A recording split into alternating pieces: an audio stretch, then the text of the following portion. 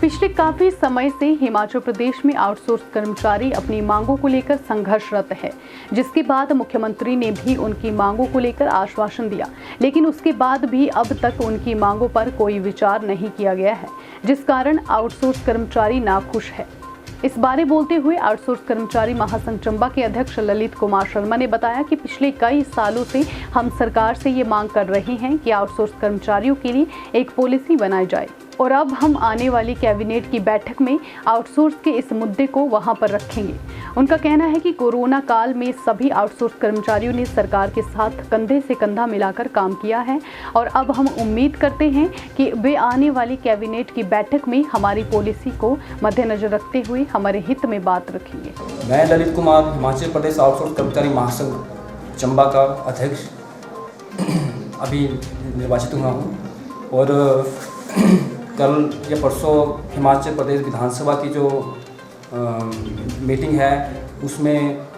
हम ये आशा करते हैं कि एक आउटसोर्स का मुद्दा जो है वो विधानसभा में रखा जाएगा। जैसा कि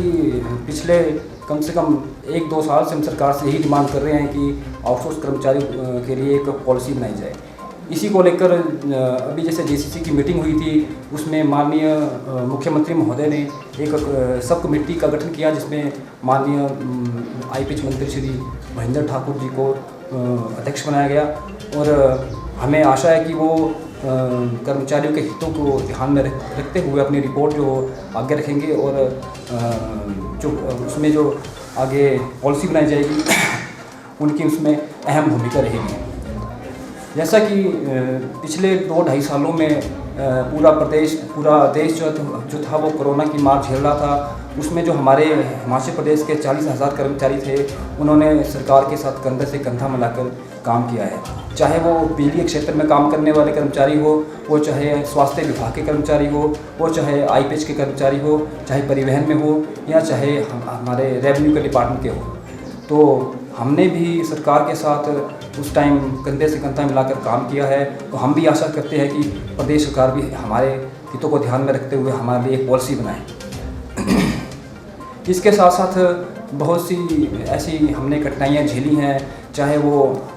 कोविड के टाइम में हमें बुलाया जाता था कि आप ऑफिस आइए, काम है, चाहे वो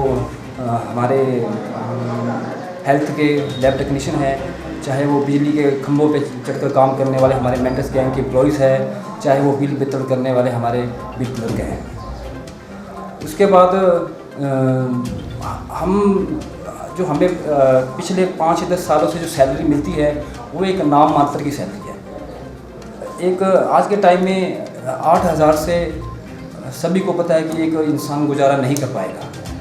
तो हम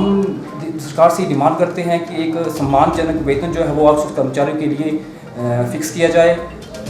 उसके साथ साथ एक पॉलिसी जो है वो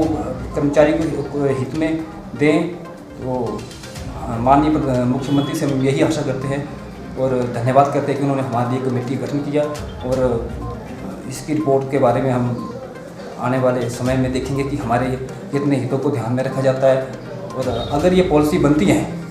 एक इस मीडिया के माध्यम से मैं बोलना चाहूँगा, अगर आउटसोर्स कर्मचारियों के लिए पॉलिसी बनती है तो डायरेक्ट 40,000 कर्मचारी जो है वो प्रदेश सरकार के साथ रहेंगे। ये हमारा वादा है।